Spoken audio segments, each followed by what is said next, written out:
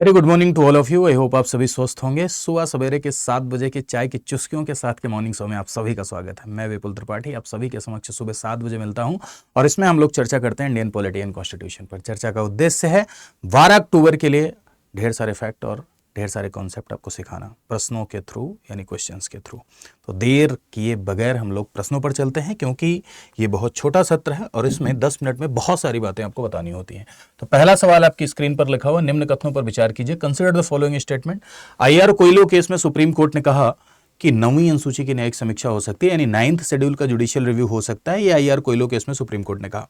Second कह रहा है कि यह निर्णय संसद की असीमित शक्ति पर प्रतिबंध लगाता है, यानी ये जो जजमेंट है ये संसद की असीमित शक्ति पर क्या लगाता है? प्रतिबंध लगाता है, यानी संसद की अनलिमिटेड पावर पर यह प्रतिबंध लगाता है। ठीक है, पहला ऑप्शन आपका लिखा हुआ है केवल एक, यानी ओनली वन सही है। दूसरा ऑप्शन लिखा है केवल दो, और तीसरा ऑप्शन है फर्स्ट एंड सेकंड, यानी दोनों सही है। और चौथा ऑप्शन है आपका नन, यानी एक भी सही नहीं है। ठीक है, तो चलिए, आईआर कोयलो केस का नाम आप लोगों ने सुना होगा, 2007 में आया था। 9th शेड्यूल भी सुना होगा। ठीक है, इसके बारे में थोड़ी चर्चा करते हैं। अनुसूचियों के बारे में आपने पढ़ा होगा कि अनुसूचियां ऐसी बातें जो संविधान के आर्टिकल में हम नहीं रख सकते थे, बहुत बड़ी थी, उनको लास्ट में संविधान में लिस्ट बनाकर रखा, जिसे शेड्यूल कहते हैं। पहले 8 शेड्यूल थी, अभी 12 हैं। 9वीं फर्स्ट कॉन्स्टिट्यूशनल अमेंडमेंट के द्वारा जोड़ी गई, जिसमें लैंड रिफॉर्म एक्ट्स वगैरह हैं, लेकिन इस तरह से रटना नहीं है कि भूमि सुधार करके रटते हैं 9वीं अनुसूची को लेकर। आखिर 9वीं अनुसूची का क्या कॉन्सेप्ट है ये समझिए। 9th schedule of the constitution, यानी संविधान की जो 9वीं अनुसूची है, ये ओरिजिनल कॉन्स्टिट्यूशन में नहीं थी, यानी ये मूल संविधान में नहीं थी। अब मूल संविधान में नहीं थी मेरे भाइयों, तो कब जोड़ी गई भैया? तो ये जोड़ी गई फर्स्ट कॉन्स्टिट्यूशनल अमेंडमेंट के द्वारा, प्रथम संविधान संशोधन अधिनियम, यानी फर्स्ट कॉन्स्टिट्यूशनल अमेंडमेंट के द्वारा ये जोड़ी गई।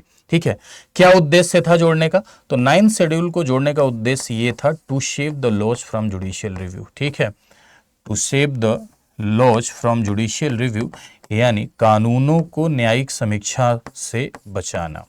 यानी कोई भी कानून अगर संसद 9वीं अनुसूची में डाल देती है तो उसकी न्यायिक समीक्षा नहीं होगी, यानी उसका जेआर नहीं होगा। न्यायिक समीक्षा का क्या मतलब है? न्यायिक समीक्षा का मतलब है कि माफ कीजिएगा, न्यायालय की वह शक्ति जिससे न्यायालय ये चेक करता है कि कोई कानून संविधान के पक्ष में है या नहीं। यानी न्यायालय की वह शक्ति जिससे कानून यह चेक करता है कि न्यायालय यह चेक करता है कि कोई भी कानून संविधान के पक्ष में है या नहीं। यानी कोई कानून बनाया, कोई आदेश आया, तो कॉन्स्टिट्यूशनली वैलिड है या नहीं, संविधान के पक्ष में है या नहीं। जब कोर्ट ये चेक करता है तो इसको जुडिशियल रिव्यू कहते हैं। सुप्रीम कोर्ट, हाई कोर्ट, दोनों को ये पावर है। और अगर कॉन्स्टिट्यूशनली वैलिड नहीं है तो कोर्ट उसे शून्य भी घोषित कर सकता है। बहुत खतरनाक पावर होती है। इसी पावर की वजह से भारत का सुप्रीम कोर्ट विश्व के ताकतवर सुप्रीम कोर्ट्स में एक है। ठीक है, तो न्यायिक समीक्षा से बचाने के लिए ये 9th शेड्यूल आई। ठीक है, यदि कोई कानून संसद डाल लेगी तो उसका जुडिशियल रिव्यू नहीं होगा, ऐसा लिख दिया गया। लेकिन 2007 में एक केस आया, IR Coelho case. IR Coelho case में ऑनरेबल सुप्रीम कोर्ट ने कहा, ना भैया ऐसा नहीं है, 9वीं अनुसूची में भी अगर कोई कानून आप डालेंगे तो उसकी भी न्यायिक समीक्षा हो सकती है। लेकिन एक बात जोड़ी, तभी हो सकती है जब संविधान के मूल ढांचे का हनन करें। यानी यदि बेसिक स्ट्रक्चर का वायलेशन हो, संविधान के मूल ढांचे का हनन हो, तब 9वीं अनुसूची में डाले गए कानूनों की भी न्यायिक समीक्षा हो सकती है। अब मेरे भाइयों एक बात समझिएगा, मूल ढांचा क्या है आप जानते हैं कि केशवानंद भारती केस में सुप्रीम कोर्ट ने कहा था कि हमारे संविधान निर्माताओं का वो सपना जो हमेशा हमेशा के लिए बरकरार रखना है, वो मूल ढांचा है। हालांकि मूल ढांचा कहीं डिफाइन नहीं किया गया है, किसी ने नहीं डिफाइन किया। मूल ढांचा क्या है वो समय समय पर सुप्रीम कोर्ट ही बताती है। ठीक है, तो अगर कोई कानून 9वीं अनुसूची में डाला गया और मूल ढांचे का हनन करे तब उसकी न्यायिक समीक्षा हो सकती है, अन्यथा नहीं, नॉर्मली नहीं हो सकती। लेकिन एक बात और, डॉक्ट्रिन ऑफ बेसिक स्ट्रक्चर, मूल ढांचे का सिद्धांत आया 1973 में केशवानंद भारती केस में। तो केशवानंद भारती केस से पहले जो लॉ डाले गए हैं 9th शेड्यूल में, उसका जेआर नहीं होगा, किसी कीमत पे नहीं होगा। लेकिन उसके बाद जो कानून डाले जाएंगे या डाले गए हैं उसका हो सकता है, अगर वो मूल ढांचे का हनन करें तो। इससे क्या फायदा हुआ? इससे ये फायदा हुआ कि संसद मनमानी नहीं कर पाएगी। संसद मनमानी पूर्ण कानून बनाकर और 9वीं अनुसूची में डाल दे, न्यायालय चेक ही ना कर पाए, तो इससे तो संसद तो सर्वोच्च हो जाएगी, संसद तो मनमानी कर लेगी, है ना। इसीलिए ऐसा किया गया।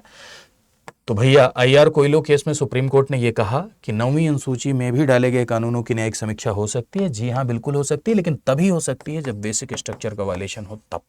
यह निर्णय संसद की असीमित शक्ति पर प्रतिबंध लगाता है, बिल्कुल सही है। तो फर्स्ट एंड सेकंड दोनों आपका सही हो जाएगा। ठीक है, अगला सवाल पढ़िए।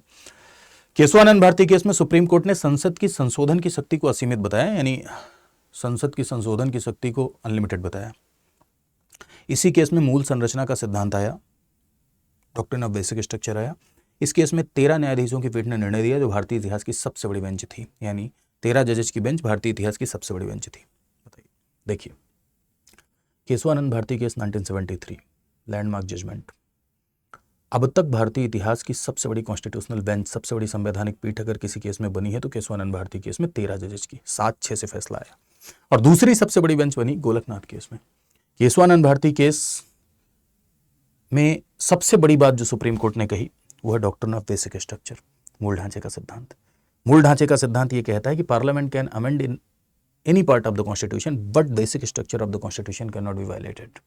यानी संसद संविधान के किसी भी भाग में संशोधन कर सकती है, लेकिन संविधान के मूल ढांचे के साथ छेड़छाड़ बिल्कुल नहीं कर सकती। मूल ढांचा, बेसिक स्ट्रक्चर या आधारभूत अवसंरचना ये क्या है, ये कहीं भी लिखा नहीं है, टाइम टाइम पे कोर्ट बताएगी।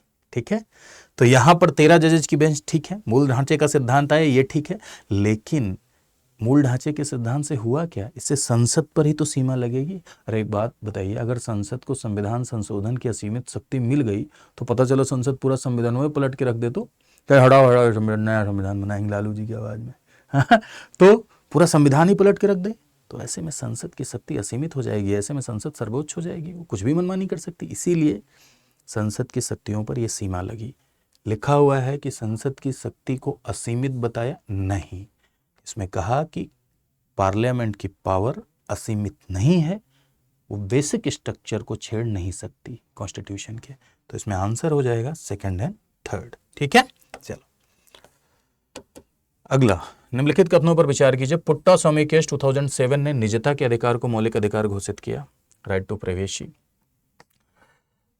सुप्रीम कोर्ट ने इसे संविधान के अनुच्छेद 21 का अभिन्न हिस्सा माना, यानी सुप्रीम कोर्ट ने इसे आर्टिकल 21 का पार्ट माना। इस फैसले में 9 न्यायाधीशों की पीठ ने सर्वसम्मति से निर्णय दिया। 9 जजेस की जो बेंच थी, 9 जजेस की बेंच थी, 9 जजेस की बेंच ने इस केस में क्या किया, सर्वसम्मति से, ये हटा दे रहे हैं अगर आप कंफ्यूज हो रहे हैं इससे, तो इससे मत कंफ्यूज होइए। ठीक है, 9 जजेस की बेंच ने निर्णय दिया, बस इतना समझिए। ठीक, चलो समझिए जरा सा। देखो आर्टिकल 21 क्या है, आर्टिकल 21 राइट टू लाइफ है, जीवन का अधिकार। आर्टिकल 21 में अगर आप संविधान पढ़ेंगे मात्र एक लाइन लिखी है, आपके जीवन को तब तक नहीं छीना जा सकता जब तक कोई लॉ द्वारा प्रोसीजर स्टेब्लिश ना हो, यानी कानून के द्वारा अगर कोई प्रक्रिया स्थापित जब तक नहीं है तब तक आपके जीवन को नहीं छीना जा सकता। कहने का अर्थ ये है कि फांसी तभी लगेगी जब कानून में लिखा है। आर्टिकल 21 जीवन के अधिकार को, राइट टू लाइफ को, प्राण और दैहिक स्वतंत्रता को प्रोटेक्ट करता है।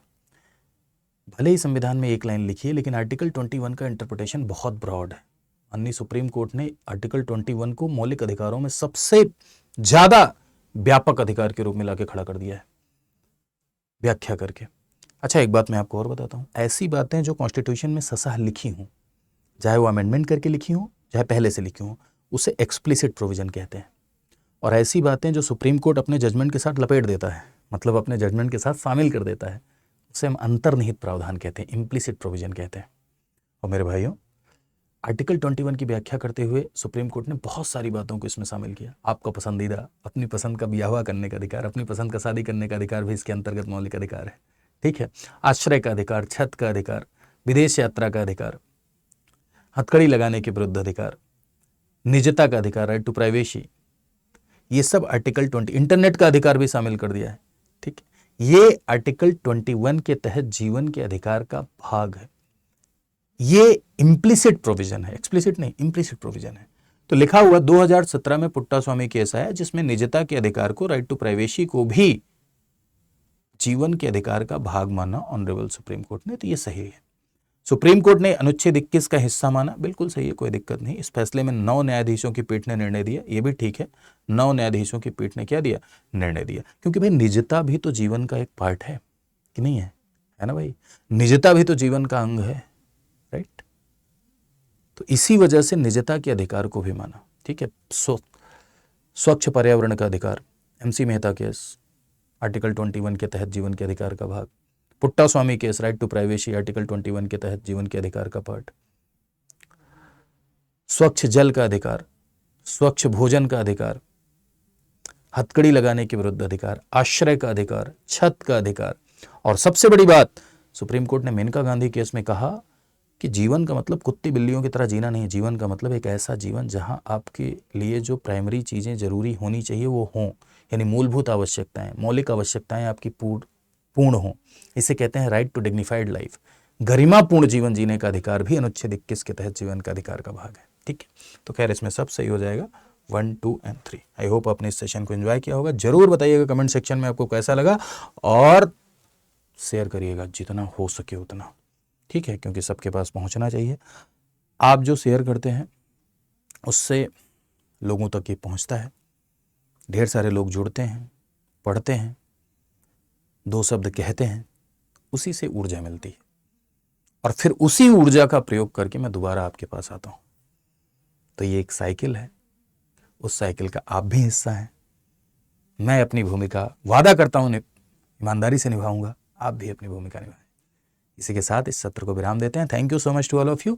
ये मेरा टेलीग्राम चैनल है, फ़ोन से स्कैन करिए, लिंक पे जाइए, जुड़ जाएंगे। PDF वगैरह इंपॉर्टेंट चीज़ें, क्लास के लिंक मिलते रहते हैं। ठीक है, ये पेज है इंस्टाग्राम पेज, यहाँ पर आप मुझे फॉलो कर सकते हैं।